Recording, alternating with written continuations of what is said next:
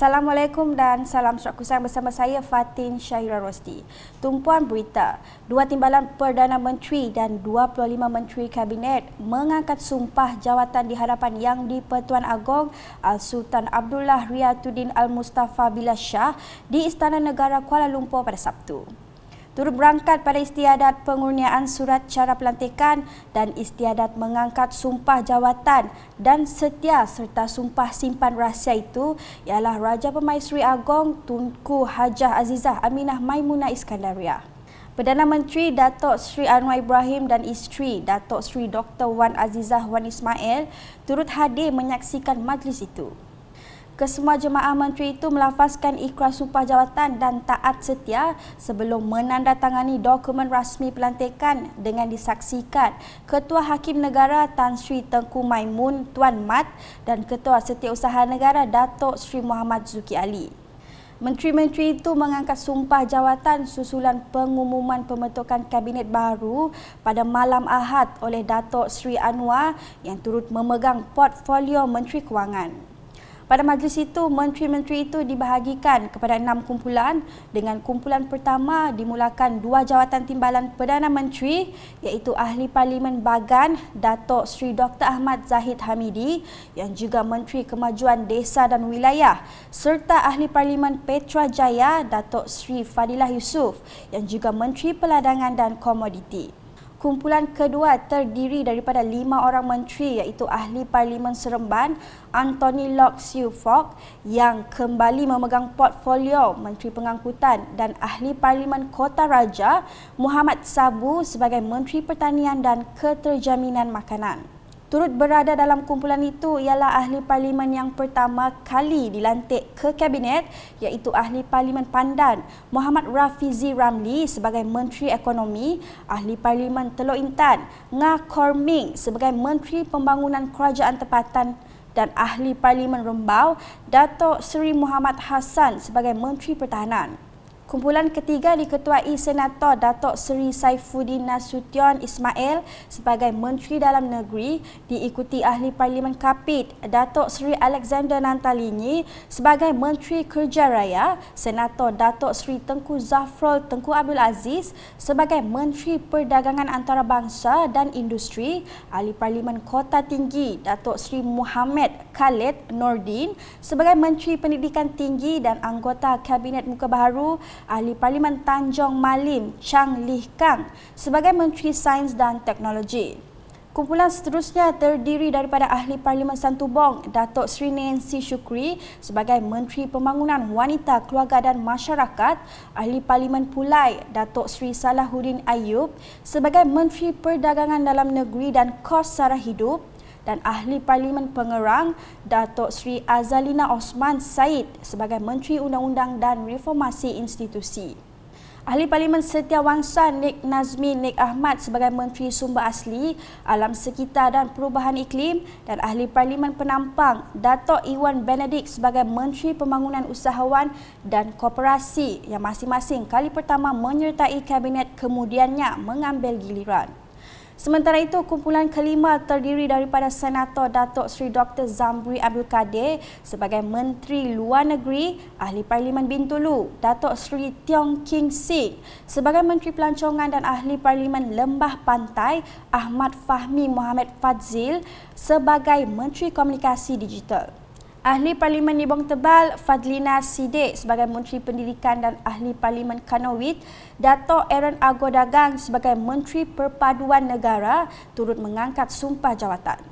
Kumpulan terakhir mengangkat sumpah jawatan melibatkan Senator Datuk Dr. Muhammad Naim Mokhtar sebagai Menteri Agama, Ahli Parlimen Segambut Hannah Yosio Swan sebagai Menteri Belia dan Sukan dan Ahli Parlimen Batu Gajah VN Sivakumar sebagai Menteri Sumber Manusia. Turut serta dalam kumpulan itu ialah Ahli Parlimen Sekijang Dr. Zaliha Mustafa sebagai Menteri Kesihatan dan Ahli Parlimen Papar Dato' Armizan Muhammad Ali sebagai Menteri di Jabatan Perdana Menteri Sabah dan Sarawak. Jemaah Menteri Kerajaan Perpaduan dijadualkan menghadiri mesyuarat khas Isnin ini di Putrajaya untuk penetapan peraturan-peraturan baru dalam pentadbiran sebelum memulakan tugas secara rasmi di kementerian masing-masing. Sementara itu, Menteri Pembangunan Wanita, Keluarga dan Masyarakat Datuk Seri Nancy Shukri mengucapkan rasa syukur atas pelantikannya mengetuai kementerian tersebut. Dalam satu kenyataan media pada Sabtu, beliau turut menzahirkan terima kasih kepada Yang di-Pertuan Agong Al-Sultan Abdullah Riyatuddin Al-Mustafa Billah Shah atas perkenan baginda yang membawa kepada penubuhan kerajaan perpaduan demi kestabilan politik dan ketenteraman rakyat Malaysia. Selain itu, beliau turut mengucapkan setinggi-tinggi penghargaan kepada Perdana Menteri Datuk Seri Anwar Ibrahim atas kepercayaan memilihnya untuk menggalas jawatan tersebut agar dapat terus berkhidmat kepada masyarakat. Ujar beliau, kemenangannya dalam pilihan raya umum ke-15 PRU15 juga merupakan berkat kepercayaan daripada Premier Sarawak, Datuk Patinggi Tan Sri Dr. Abang Abdul Rahman Zohari Tun Dato' Abang Openg selaku pengurusi Gabungan Parti Sarawak GPS serta seluruh kepimpinan parti dan juga aspirasi rakyat Sarawak. Tambahnya, tidak dilupakan juga sokongan daripada ahli-ahli keluarga yang sentiasa bersama pada setiap masa serta seluruh warga dan kaki tangan kerajaan yang sentiasa komited bertugas demi melaksanakan amanah rakyat. Datuk Seri Nancy turut berkata pelantikan ini merupakan satu tanggungjawab dan amanah besar yang akan dipikul sebagai cabaran untuk terus berbakti kepada masyarakat dan negara. Katanya lagi, pengalaman dan hubungan baik bersama ahli-ahli jemaah menteri merentasi fahaman politik selain kerjasama seluruh warga Kementerian Pembangunan Wanita, Keluarga dan Masyarakat akan dimanfaatkan sebaiknya untuk terus menyumbang kepada pembangunan masyarakat dan negara. Manakala selepas pelantikan Datuk Seri Anwar Ibrahim sebagai Perdana Menteri Malaysia ke-10 baru-baru ini, akhirnya barisan kabinet di bawah pentadbiran Kerajaan Perpaduan terjawab menerusi pengumuman beliau pada Jumaat. Dengan jemaah menteri dianggotai 28 menteri, buat pertama kali pengiktirafan diberi kepada Blok Borneo apabila Naib Presiden Kanan Parti Pusaka Bumi Putera Bersatu PBB, Datuk Seri Fadilah Yusof yang mewakili gabungan Parti Sarawak GPS telah dilantik sebagai Timbalan Perdana Menteri dengan beliau turut memegang portfolio Menteri Peladangan dan Komoditi. Barisan Kabinet turut diwakili 4 menteri dari GPS iaitu Datuk Seri Alexander Nantalinggi sebagai Menteri Kerja Raya, Datuk Seri Nancy Shukri sebagai Menteri Pembangunan Wanita, Keluarga dan Masyarakat, Datuk Seri Tiong King Sing sebagai Menteri Pelancongan dan Datuk Aaron Agodagang sebagai Menteri Perpaduan Negara. Dalam pada itu, ikuti laporan wartawan Unit Komunikasi Awam Sarawak UKAS yang mendapatkan respon orang awam di sekitar Kuching mengenai perkabaran gembira itu.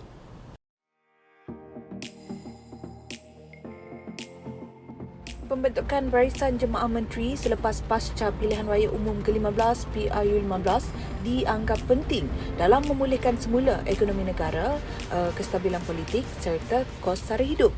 Dengan terlantiknya 28 menteri termasuk 5 daripadanya adalah gabungan Parti Sarawak, jom kita dengar pendapat orang awam.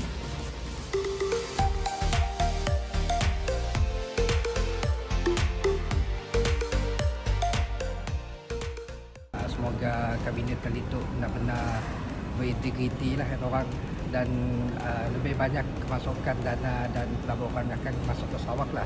Dari satu sudut kami setuju juga dengan kerajaan perpaduan tu sebabnya lebih kepada keseimbangan bukan ke arah kepartian. Semoga semua datuk-datuk yang dipilih bekerja lebih keras untuk Sarawak dan all the best.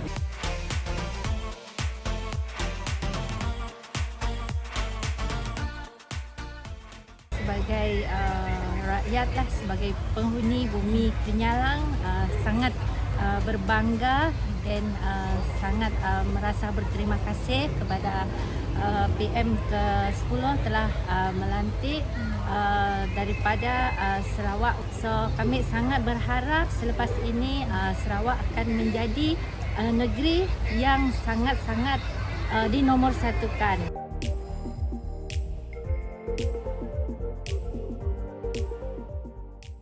In my opinion, I think they did quite a good job lah. Saya harap diorang do their job in a more efficient manner and hopefully they will lead us to the more successful future. Kita sekarang ni macam more united lah orang cakap. Tidak terlalu banyak apa orang kata dispute apa semua, just try to figure out things and make sure that we can work together lah to build a great future. Sekian laporan saya, Lia Amira dan rakan setugas Nur Nabila untuk UKAS. Berita seterusnya, Kerajaan Sarawak di bawah pimpinan Premier Sarawak Dato' Patinggi Tan Sri Dr. Abang Abdul Rahman Zohari Tun Datuk Abang Openg sentiasa komited dalam membawa pembangunan untuk rakyat di negeri ini. Berucap ketika menyempurnakan Regata Lingga 2022 pada Sabtu, Menteri Utiliti dan Telekomunikasi Sarawak Datuk Julahi Narawi berkata dengan adanya jaringan perhubungan yang terbina menerusi lebuh raya Pen Borneo dan Jalan Pesisir atau Coastal Road, ia akan menjadi pemangkin kepada pembangunan khususnya di kawasan luar bandar. Manakala jelasnya Lingga khasnya dinaik taraf menjadi daerah penuh dengan tujuan mempercepatkan pembangunan di kawasan berkenaan. Sebagai contoh katanya, bagi membekalkan air bersih ke Lingga, ia akan disambung dari loji rawatan air bersih di Bayai dengan kerja menaik taraf loji tersebut menelan belanja sebanyak RM21 juta di mana ia akan dapat membekalkan air sebanyak 53.3 juta liter sehari. Dalam perkembangan lain, Datuk Julahi memberitahu Kerajaan Sarawak telah membina sebanyak 3,539 menara telekomunikasi di negeri ini. Ujarnya sebanyak 124 menara di bawah fasa pertama akan dipasang peralatan telekomunikasi yang lengkap menjelang hujung tahun 2022, manakala 176 lagi akan siap dipasang pada penghujung tahun depan. Kembali ke perkembangan di Kuching dengan Setiausaha Kerajaan Sarawak, Dato' Amar Muhammad Abu Bakar Marzuki telah hadir bagi menyempurnakan program larian kesihatan Majlis Kebajikan dan Sukan anggota-anggota Kerajaan Maksak Sarawak 2022 di bangunan Dewan Undangan Negeri Dun Lama pada Ahad. Program larian kesihatan ini turut dimeriahkan dengan penglibatan sejumlah 45 jabatan, kementerian serta agensi Kerajaan Sarawak dan juga Kerajaan Persekutuan. Difahamkan ia diadakan bagi menggalakkan penglibatan penjawat awam untuk bergiat aktif dalam aktiviti berbentuk rekreasi dan kecergasan.